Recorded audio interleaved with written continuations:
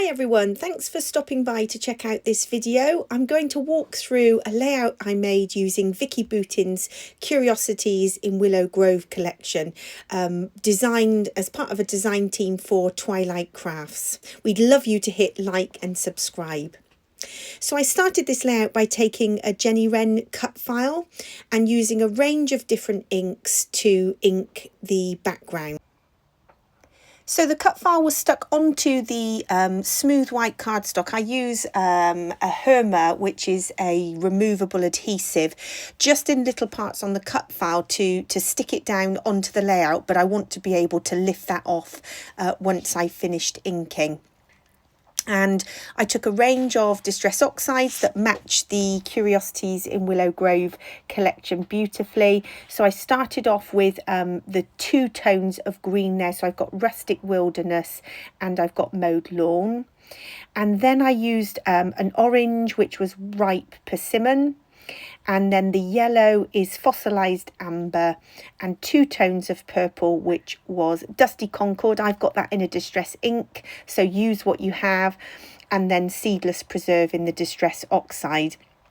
I really love using distress oxides and the pigment it gives, but if you've got distress inks or any other colours, match up and use what you have.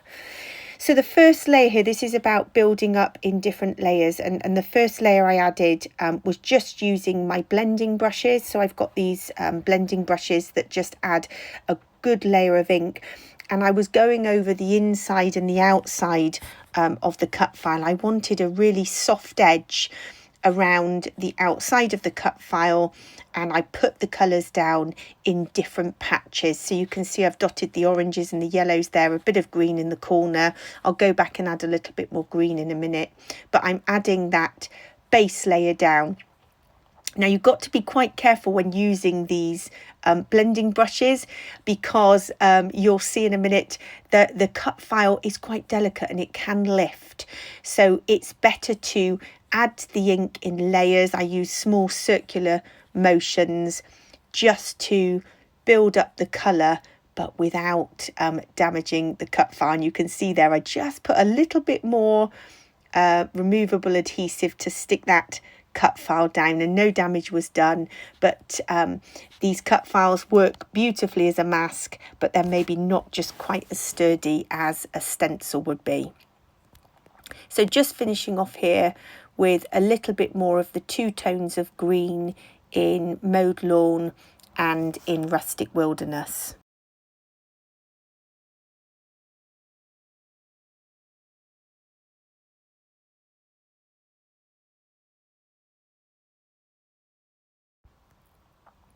So this is completing that first layer, and I'm going to keep the cut file in place because I'm going to move on to add the second layer. So the cut file is still there, it's hidden by all of that ink, and I'm using a pattern stencil here. So this is a Carabelle Studio stencil, which is no longer manufactured, sadly. This is for the Love of Layers stencil, and I just love all the different patterns that it gives you. So you're adding a second layer of texture. I added here tone on tone. So tone on tone is adding that same colourway on top of the ink. So green onto green, yellow onto yellow. But you're adding a second layer. So it's adding a depth of colour and a darker pigment that really shows up on top of that first layer of ink. So before I move the cut file and take that off the layout, I'm adding drips of water. This is a bleaching technique. And here the idea is lifting some of that first two layers of ink and lifting it off to create that white bleach effect. So spraying some of the water spritz onto your hand, dripping it down onto the layout, and then using a bit of kitchen roll to lift it off.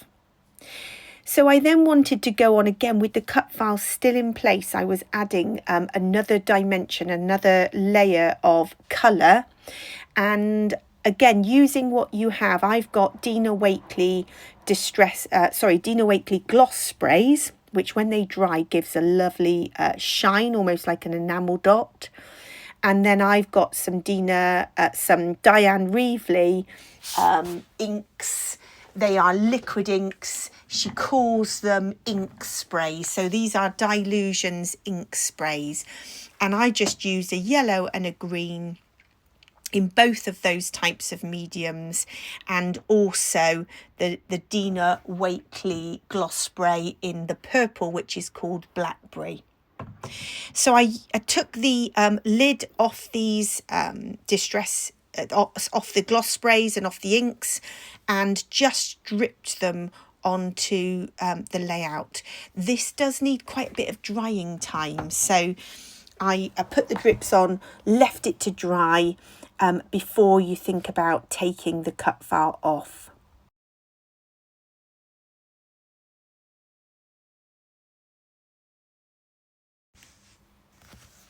So the Dylusion sprays that I used, I've got the green, which is called Dirty Martini. That gives a very deep green on the drips to add contrast.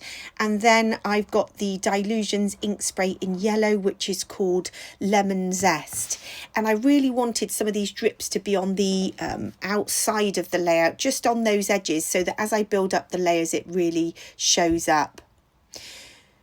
So to remove the cut file, I use my Scan and Cut scraping tool. So if you've got a digital cutting machine, these scraping tools work really well just to lift the cut file without tearing it, because the cut file, when you remove it, is beautifully decorated with a layer of ink, and I'm saving that piece to use on another layout. So once the cut file was removed, I then pressed some of my Distress Oxides onto my mixed media mat and added some water, and then I'm going in with a paintbrush and I'm just adding some extra detail here. So I wanted some drips, some splats, again another layer of colour, building up on those 3 layers that we've already got in place, and this time sort of making the white lines of the cut file less crisp and allowing it all to blend in.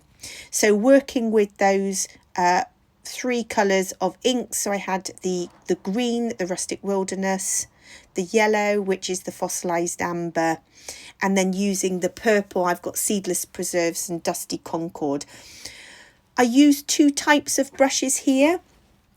Each brush gives you a slightly different splattered effect. So the Teardrop paintbrush holds a lot of water and that gives bigger drips, and then the fan brush gives lots of smaller splats and distributes that ink in lots of smaller dots.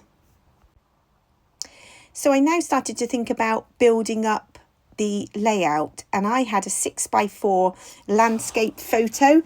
This is of a photograph in the summer of sunflower picking. We're very fortunate to have lavender and sunflower fields near where we live, and it's a real treat to go sunflower picking and pick your own sunflowers to bring home. And this collection just has the most beautiful laser cuts and ephemera pieces. I picked a chipboard, 2 chipboard titles, so you have the word grateful at the top and moment at the bottom, and then a couple of little subtitles in those chipboard pieces at the bottom. And I'm just tucking the laser cuts underneath the edge of the photo. So the idea here is, again, building layers with your ephemera.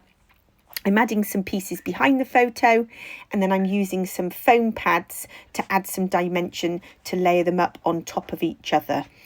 And I love to work in clusters. I like triangles. I like odd numbers to make the layout balanced. So I've got some of the flowers up in the top right hand corner.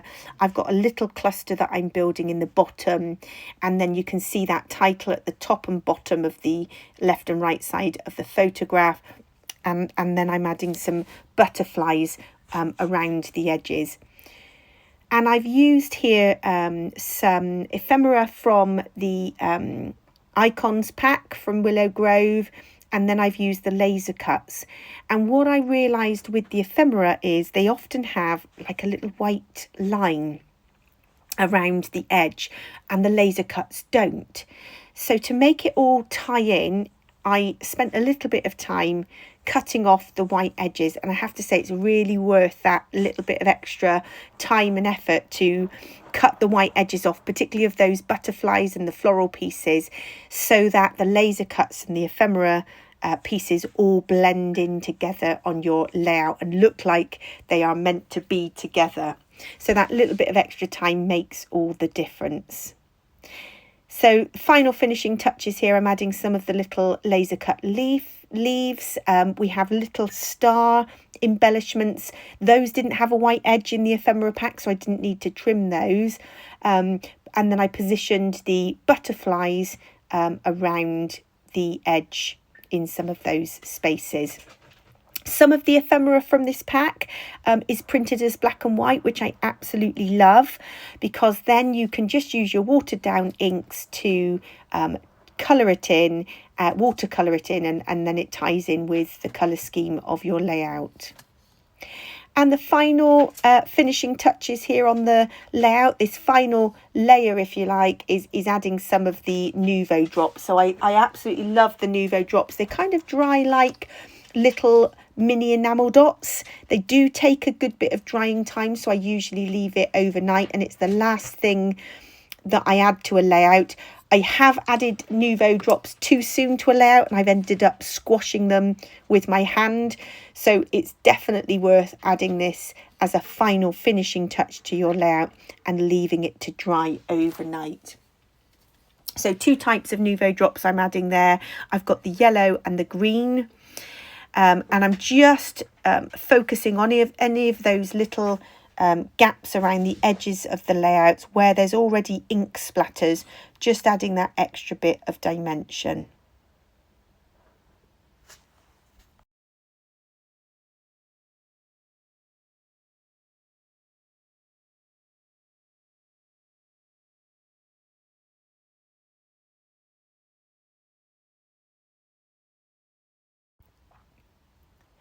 So you literally could keep adding and adding as you build up these layers. It's tempting to just keep adding the dots and knowing when to stop. My final little finishing touches were a few little Nuvo drops in the centre of those daisies and sunflowers. And you can see just adding a few more little green dots around where the butterfly is at the edge of the layout. And then the final finishing touch that I wanted to add was just a few sequins. So I had some purple sequins in my stash. And as I'd added the yellow and green dots to those tone on tone areas, I then wanted to just go on and add some purple sequins to finish. So I'll leave you with a few close-ups of the layout just so you can see the detail. I really loved the colour scheme of the purple, the green and the yellow, and how it tied in with my choice of photograph. And for me, this layout is all about layers and making the background do all of the work. So thanks for watching. We would love you to like and subscribe.